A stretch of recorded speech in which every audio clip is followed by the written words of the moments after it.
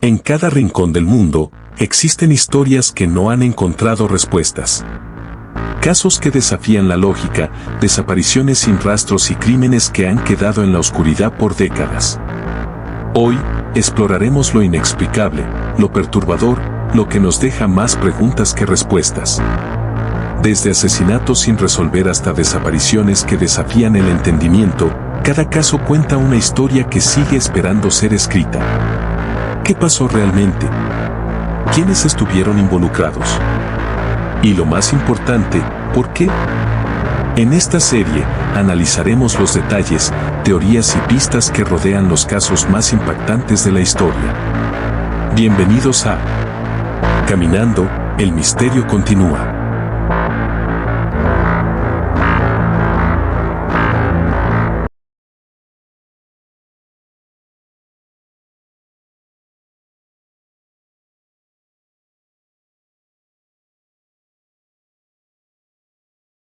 Robert Leroy Anderson nació el 4 de diciembre de 1969 en Sioux Falls, Dakota del Sur, Estados Unidos.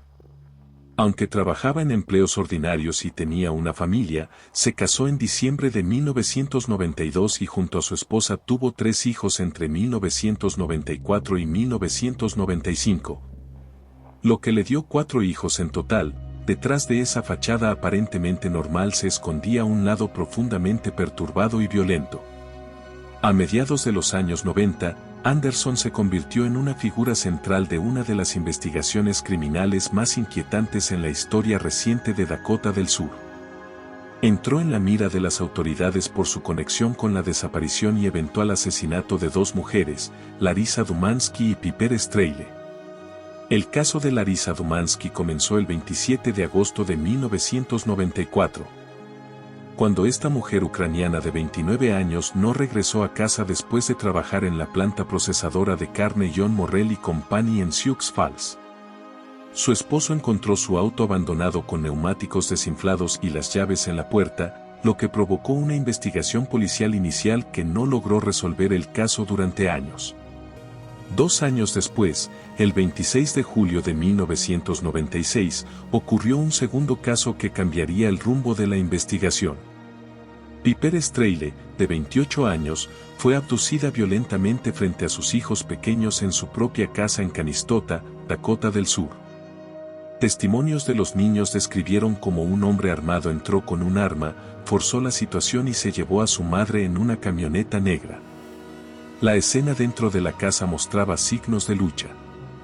Poco después, la policía identificó a Anderson como persona de interés. En parte porque había dejado una tarjeta con su nombre cuando previamente había visitado a la familia Streyle mostrando interés en su campamento religioso. Cuando fue interrogado, Anderson dio versiones contradictorias de los hechos, mintiendo sobre sus movimientos y contradiciéndose en detalles clave. Investigadores también hallaron evidencia perturbadora en su vehículo y propiedades, recibos de cinta adhesiva y pintura negra, lo que llevó a pensar que había intentado pintar y limpiar su camioneta para eliminar rastros. En su camioneta había pruebas materiales como hers vinculados genéticamente con Piper y una estructura de madera con agujeros que podría haber servido como dispositivo de sujeción. A pesar de no encontrar el cuerpo de Piper, mitad de su camiseta fue hallada cerca del río Big Sioux junto con cinta adhesiva con su cabello y otros objetos como cuerdas, cadenas, bolts y un vibrador, lo que indicaba tortura y violencia extrema. Anderson fue arrestado el 2 de agosto de 1996 y posteriormente fue acusado formalmente por el secuestro de Streyle, con cargos adicionales de asesinato presentados más adelante. En mayo de 1997 fue condenado por el secuestro con intención de violación y sentenciado a cadena perpetua en junio de ese año. Mientras Anderson estaba en prisión, su compañero de celda Jeremy Brunner contactó a las autoridades en agosto de 1997 con detalles inquietantes. Anderson había confesado haber matado a las 2 mujeres y proporcionó información precisa sobre dónde había escondido objetos personales de las víctimas en el sótano de la casa de su madre, donde la policía efectivamente encontró joyas, huesos y pertenencias de Dumansky y Streyle, además de armas vinculadas a los crímenes. Con esa evidencia adicional, Anderson fue procesado de nuevo y el 6 de abril de 1999 un jurado lo declaró culpable por la violación y asesinato de Piper Streyle y el secuestro y asesinato de Larisa Dumansky. 3 días después, el jurado determinó que merecía la pena de muerte en Dakota del Sur y fue sentenciado formalmente el 9 de abril de 1999.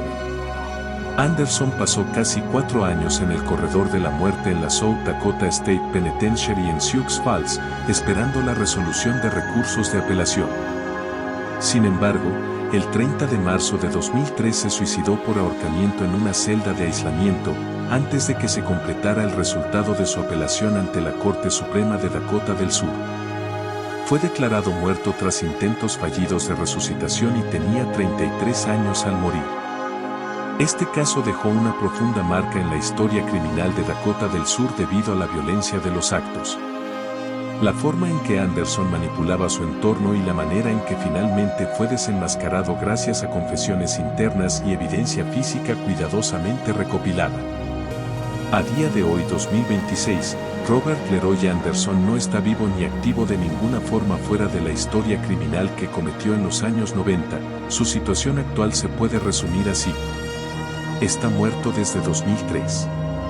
Anderson se suicidó por ahorcamiento el 30 de marzo de 2003 mientras estaba en el corredor de la muerte en la South Dakota State Penitentiary, en Sioux Falls, Dakota del Sur.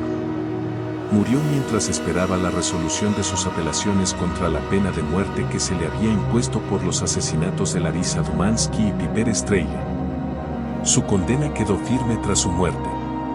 Tras su muerte, la Corte Suprema de Dakota del Sur desestimó su apelación, y legalmente sus condenas y sentencia no se revirtieron ni cambiaron tras su deceso.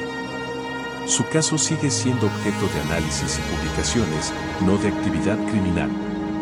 Aunque él ya no está vivo, la historia de sus crímenes continúa siendo tema de interés para investigadores, autores y fanáticos del true crime. En 2020 se publicó un libro titulado Duck Tape Killer, The True Inside Story of Sexual Sadist y Murderer Robert Leroy Anderson, que ofrece más detalles sobre su vida y crímenes y sigue circulando entre lectores interesados en casos criminales históricos. No hay evidencia confiable de nuevos crímenes relacionados con él después de 2003. Debido a que Anderson murió hace más de 2 décadas, no hay actividad criminal nueva atribuida a él ni investigaciones abiertas que lo involucren directamente. Varias discusiones en foros populares y testimonios de personas que lo conocieron o trabajaron con él circulan en redes, pero no son fuentes oficiales ni aportan información verificada por autoridades sobre nuevos hechos. En resumen, no existe actualidad operativa sobre Robert Leroy Anderson en términos de crímenes o estado legal porque está muerto desde 2003. Y su legado en el ámbito público se mantiene principalmente a través de libros, podcasts y discusiones retrospectivas sobre sus delitos pasados. Si te gustan los casos reales y las historias criminales, suscríbete al canal, deja tu like y comenta qué otro caso te gustaría que investiguemos.